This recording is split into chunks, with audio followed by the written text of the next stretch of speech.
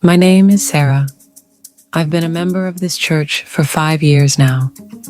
Prophet Elisha had a way of making you feel like he saw right into your soul.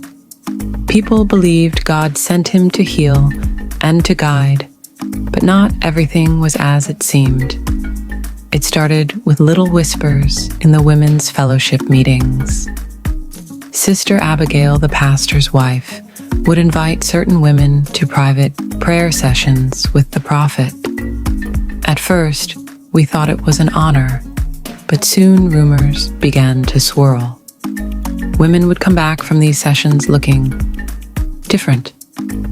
Some looked ashamed, others looked proud and accomplished, as if they'd been chosen for something special. None dared to speak openly about what happened. One of these women was Linda, a vibrant, married member of the church. She had been struggling in her marriage, and the prophet had offered to help with what he called a spiritual cleansing. Linda confided in her best friend, who happened to be Sarah. Linda told me she was nervous about what happened during these sessions. Sarah explained. She said the prophet's wife was always present, and what went on there felt wrong. But she couldn't resist his charisma or the promises of spiritual breakthroughs. The unthinkable Act 1. Fateful evening, Linda's husband, James, overheard a suspicious phone call between Linda and Sister Abigail.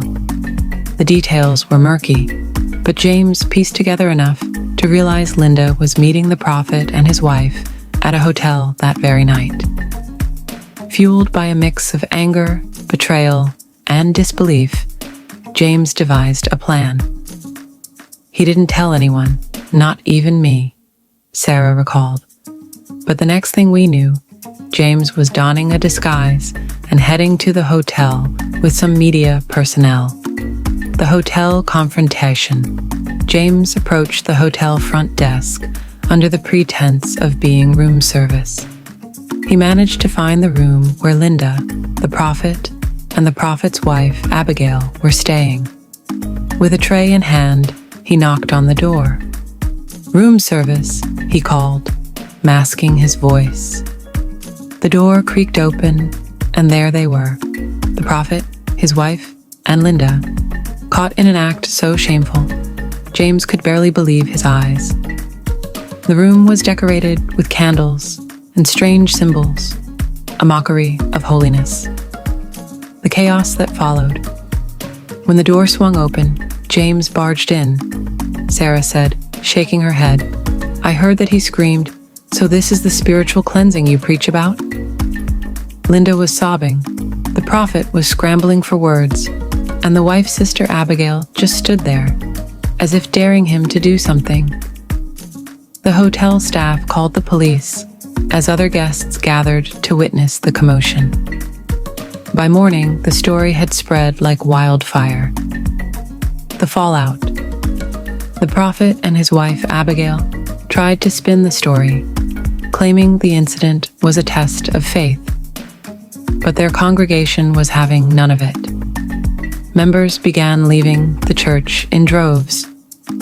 Linda, overwhelmed with shame, moved away with her husband, who eventually forgave her after long, painful discussions. As for me, Sarah concluded, I've learned to look beyond charisma and question what lies beneath the surface. Some prophets wear masks, and when they're stripped away, the truth can be uglier than you ever imagined. A lesson learned. This story serves as a chilling reminder that not everything is as it appears, even in places of worship. While some prophets may truly be sent by God, others use the guise of faith to exploit the vulnerable. The question remains, how well do you know those you trust with your soul?